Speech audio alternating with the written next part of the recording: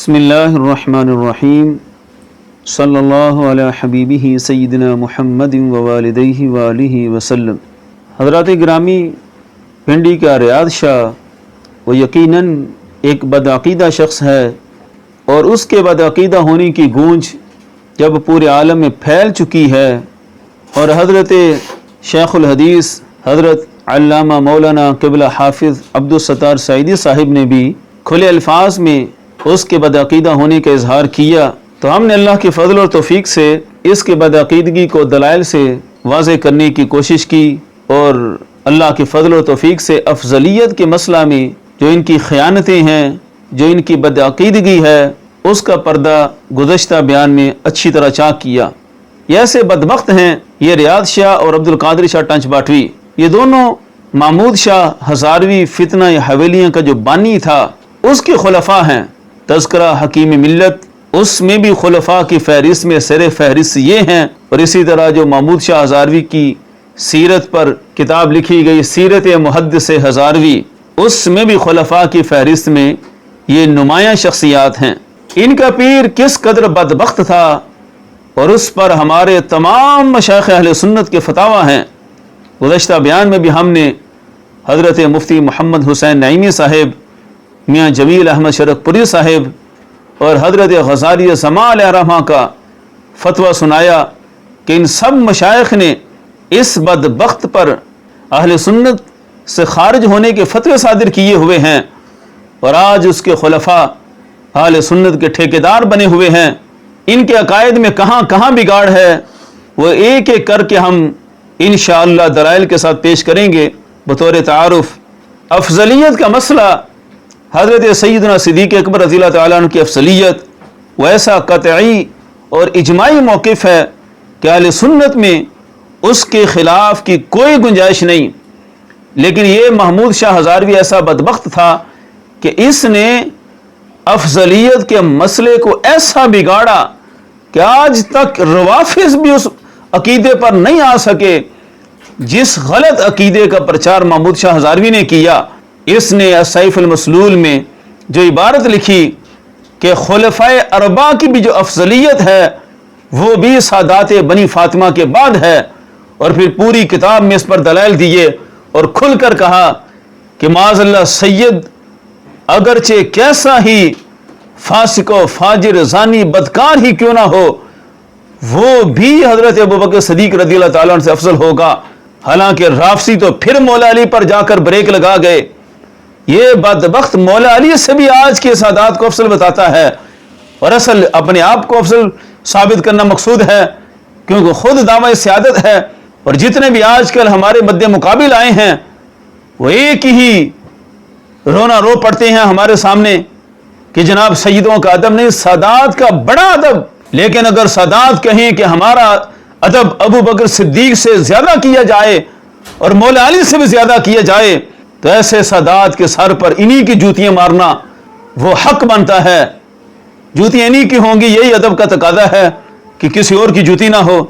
بہرحال افضلیت کا مسئلہ جو انہوں نے بگاڑا، اس سے آگے بھی ذرا دیکھیں کہ ازواج مطہرات کے بارے میں انہوں نے پھر کیسا عقیدہ بگاڑا۔ یہ مفتی محمد حسین نعیمی صاحب کا فتویٰ ہے، یہ دشمنان امیر معاویہ کا علمی محاسبہ، جلد دوم میں یہ فتاوی شائع ہوئے۔ اسی طرح مولانا عبدالسبحان کھلا بٹی صاحب کے صاحبزادے حضرت قاضی غلام محمود ہزاروی صاحب کا یہ رسالہ فضائل امیر معاویہ، یہ اسی زمانہ میں شائع ہوا، اور اس میں ان سارے فتاوی جات کو جمع کیا گیا کہ جو محمود شاہ ہزاروی کے خلاف مشائخ اہل سنت نے صادر کیے۔ اب یہ جلد ثانی ساری کے ساری محمود شاہ ہزاروی کے اعتراضات کا جواب ہے۔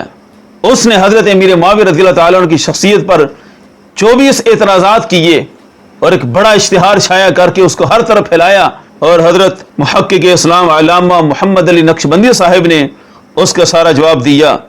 اس میں جو فتویٰ صادر ہوا جو پیچھے بھی ہم نے پڑھ کر سنایا، اس میں مفتی محمد حسین نعیمی صاحب نے لکھا کہ یہ ایسا بدبخت ہے کہ خلفائے راشدین ازواج مطہرات صحابہ اکرام پر قیامت تک کے ہر سید کو خواہ و فاسق فاجر بد عقیدہ گمراہ ہی کیوں نہ ہو، علی الاطلاق فضیلت اور درجہ دیتا ہے۔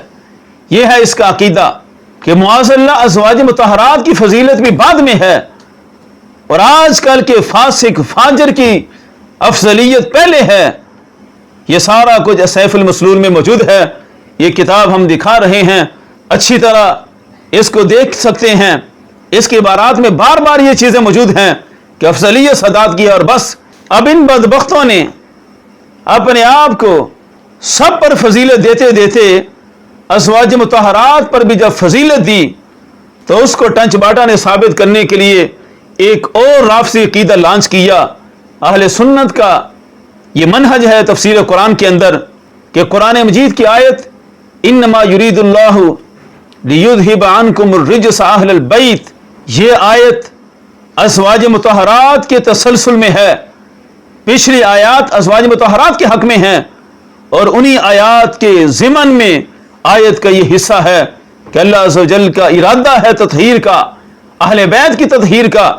اہل سنت کے منہج میں چونکہ یہ آیت پچھلی آیات سے متصل ہے اور پچھلی آیات ازواج مطہرات کے حق میں ہیں، تو اہل بیت میں شامل ہیں ازواج مطہرات۔ ازواج مطہرات کو کبھی اہل بیت سے خارج نہیں کیا جا سکتا۔ اہل بیت تطہیر ہم صدیوں سے اس پر قائل ہیں۔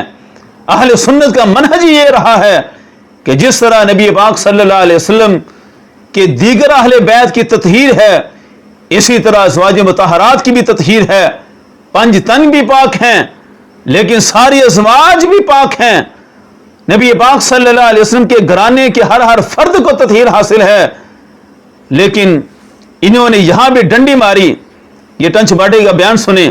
اس جگہ ازواج مطہرات پر ایک بحث ہے، اس پر اجماع فقہا ہے کہ نبی پاک علیہ الصلوۃ والسلام کی ازواج مطہرات اہل بیت ہیں، مگر یہ اہل بیت تطہیر میں سے نہیں ہے، یہ اہل بیت اطہار میں سے نہیں ہے، اہل بیت رضا میں سے نہیں ہے۔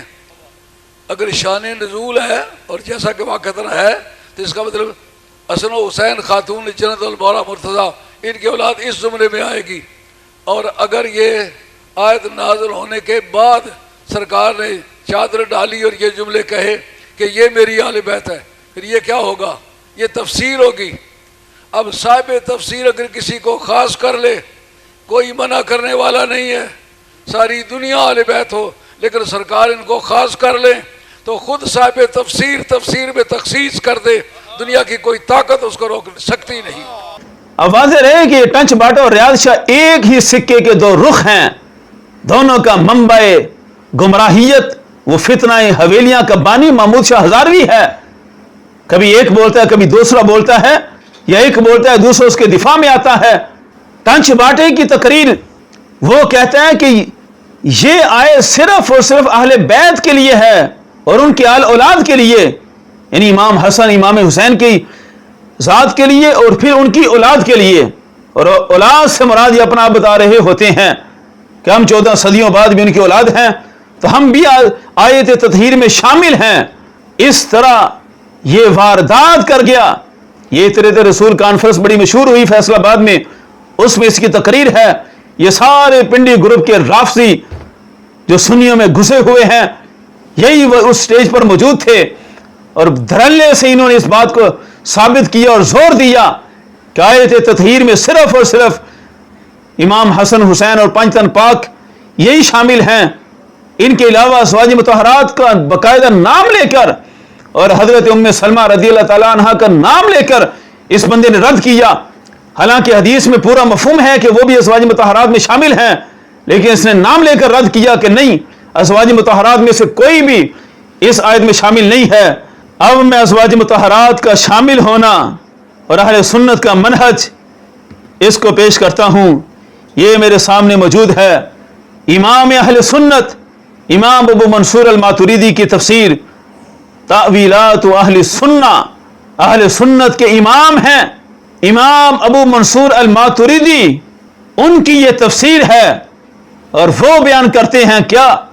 فرماتے ہیں قال بعضهم ان هذه الآیہ مقطوعۃ عن الاولی، کہ یہ جو انما یرید اللہ والی آیت ہے، یہ ازواج مطہرات کے حق میں جو آیات ہیں ان سے یہ مقطوع ہے، یہ الگ ہے، اور ازواج مطہرات اس کے حکم میں شامل نہیں ہیں۔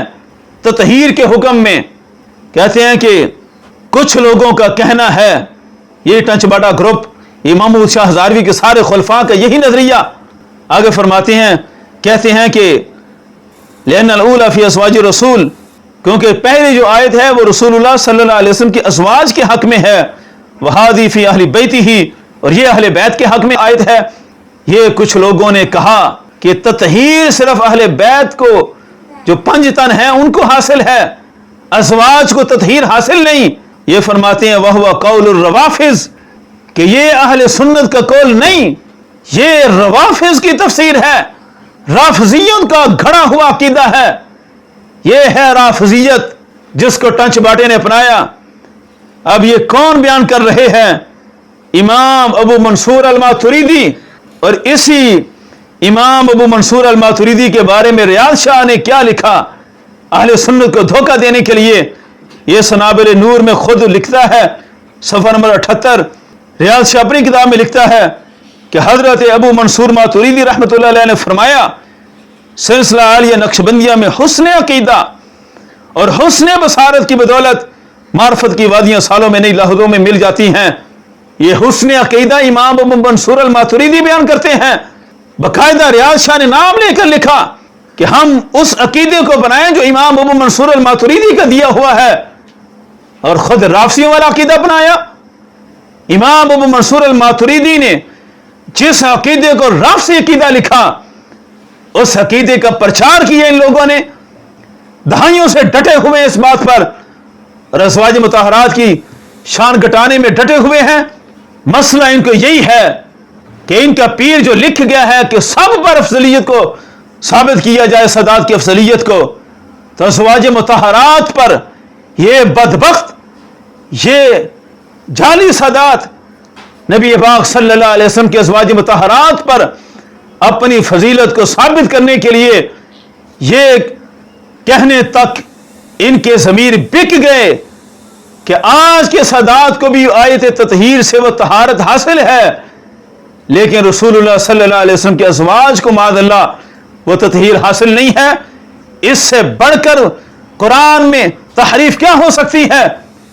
अब आए शमसुद्दीन बुखारी जो बड़ा नाम लेकर इसका दिफा कर रहा था, और माज़अल्लाह किबला हाफिज अब्दुल सत्तार सईदी साहब को माज़अल्लाह तबर्रे बक रहा था, और बदबख्त तू कहता है ये मुफस्सिर कुरान है। ये कुरान की तफसीर बयान की इन लोगों ने, राफिज की तफसीरों को बयान करके अहले सुन्नत को राफसी बनाते रहे, कुरान में तहरीफ करते रहे। इस पर जितने दलाइल हैं कि यह अज़वाज मुतहरात के हक में है, वो तो इंशाअल्लाह तवील मौजू है। अगर इस पर टंच बाटा आएगा तो हम घंटों दलाइल देंगे कि तू गलत है। अभी तो सिर्फ तारुफ करवा रहे हैं कि तेरा अकीदा कौन सा है, तू सुन्नियों में घुसा हुआ है। अब इस पर मैं नक्शबंदियों को भी दावत देता हूं कि हजरत मुजद्दिद अल-फ़सानी को भी देख लें। यह है इमाम रब्बानी मुजद्दिद अल-फ़सानी के मकतूबात। या आप भी मकतूब नंबर 36 में दफ्तर दोम का ये मकतूब नंबर 36 है। इसमें अहले बैत की शान बयान करते हुए फरमाते हैं, साइर अज़वाज मुतहरात के हमा अहले बैतंत, कि अहले बैत में शामिल हैं अज़वाज मुतहरात, सबका एक जैसा मकाम व मर्तबा है आयत ततहीर के लिहाज से, तहारत सबको शामिल है। और वैसे भी देखें, हम तो जब भी नाम लेते हैं अज़वाज मुतहरात लेते हैं। अहले सुन्नत ने अपने लिटरेचर में हमेशा अज़वाज को मुतहरात के साथ याद किया। इसमें भी ये फिक्र शामिल थी और ये फिक्री तरबियत थी कि अहले सुन्नत के लोगों, अज़वाज को जब भी बोलना है तो मुतहरात कह के बोलना है, वो आयत ततहीर से पाक हैं, इसी वजह से वो सारी के सारी मुतहरात हैं। इतना सुथरा अकीदा दिया हमारे अकाबिर अहले सुन्नत ने, और इस बदबख्त ने अहले सुन्नत को फितना हवेलियां की दहलीज पर लाकर गुमराह करने की कोशिश की। तो ये है उनका नजरिया और ये है उनकी सोच, और हम वक्तन फ़वक्तन इस फितने पर जो हमारे अकाबिर के फतावा हैं वो भी पेश कर रहे हैं। ये हुजूर मुहद्दिस आज़म पाकिस्तान अलैहि रहमा का जो फतवा इसमें शाया हुआ महमूद शाह हज़ारवी के बारे में, आज वो मुलाहजा हो, ये मुकम्मल फतवा हम पेश कर देते हैं। हज़रत मुहद्दिस आज़म पाकिस्तान अलैहि रहमा ने भी इसके बारे में फरमाया, महमूद शाह एक गुमराह आदमी है, मजहब अहले सुन्नत वल जमात का दुश्मन है, अहले सुन्नत का लिबास पहनकर धोखा दे रहा है।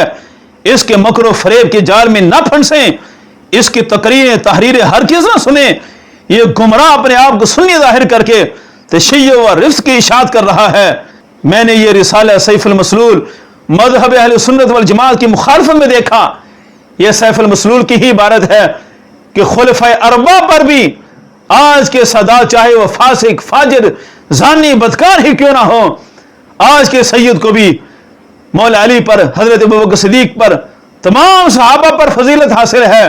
यह हजरत मोदी साहब पाकिस्तान फरमाते हैं ये गुमराह कुन अकीदा है।